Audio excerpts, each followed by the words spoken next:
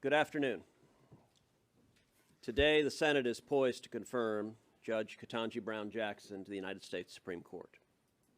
She will be the 116th person to serve as a justice on the Supreme Court of the United States. Based on her record, I believe she will prove to be the furthest left of any justice to have ever served on the Supreme Court. Based on her record, I think we can anticipate that she will vote consistently to undermine the constitutional rights of Americans, to undermine our rights to free speech, to undermine our rights to religious liberty, to undermine our rights under the Second Amendment to keep and bear arms. But there is no area of law where her record is more extreme than in criminal law. When it concerns criminal law, Judge Jackson's record is far, far, far out of the mainstream. If you examine her time as a federal district judge, for all criminal cases before her court, she sentenced criminal defendants on average to 29.9 months. The average nationally for all federal judges, and that includes Republican district judges, Democrat district judges, that includes judges appointed by Barack Obama, by Bill Clinton, by Jimmy Carter. The average nationally is 45.1 months. Judge Jackson's is 34% less than that at 29.9. But then, as you're aware, not only is her record consistently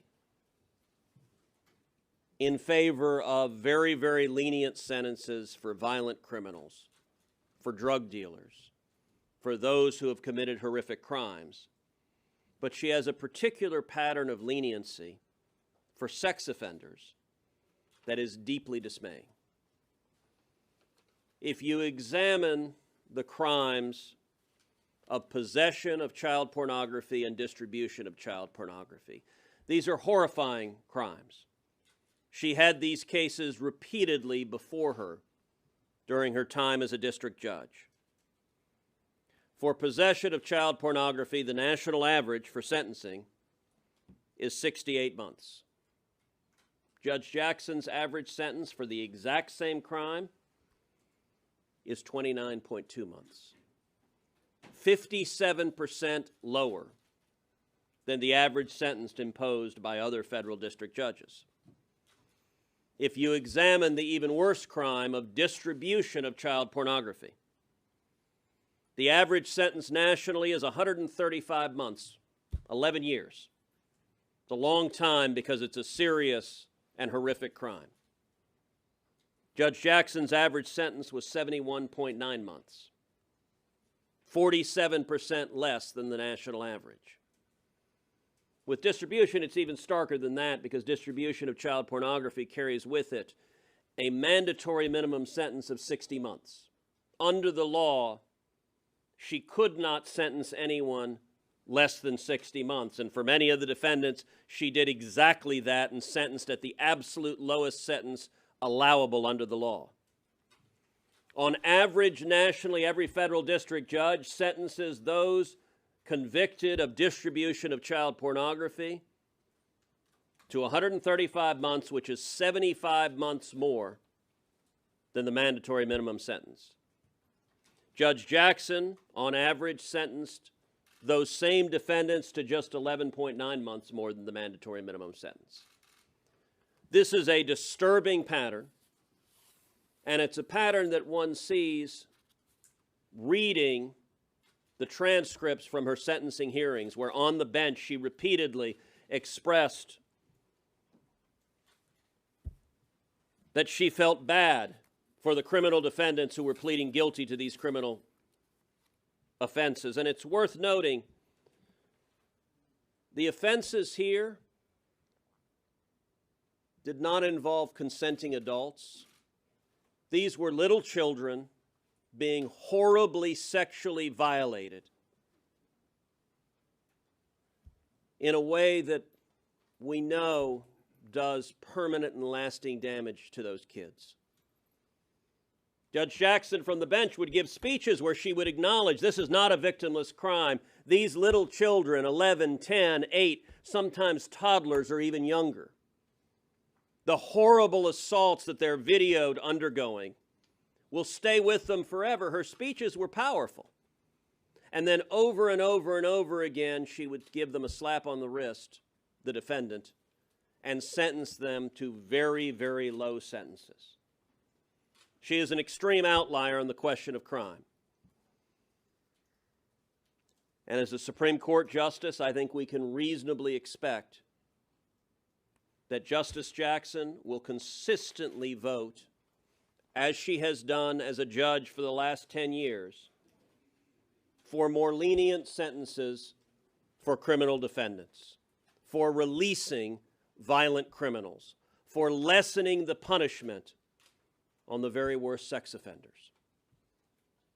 This is a nomination that was out of the mainstream, and I believe it's a nomination that jeopardizes the constitutional rights of every American. Senator Blackburn. Thank you, Senator Cruz. You know, the media has spent a lot of their time talking about the historical nature of this nomination, and indeed, it is historical. And Judge Jackson is well educated. She has a wonderful family. She has spent time visiting with us.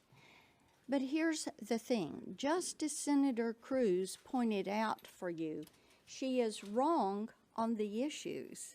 When you look at her sentencing practices, when you look at the leniency that she has practiced when she is releasing criminals, these are all issues that cause us tremendous concern. Now, did we try to get answers from her, straight answers, about why she made these decisions? Indeed, we did. Were those answers satisfactory? Were they fulsome answers that dealt with her judicial philosophy? No, they were not.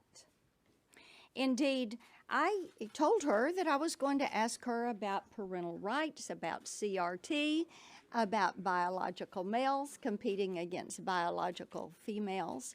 And I was surprised that she did not come ready to answer those questions. And then when I asked her to give me the definition of the word woman, as we were discussing the VMI decision and Ginsburg saying there are enduring differences between male and female, she said she couldn't give that definition.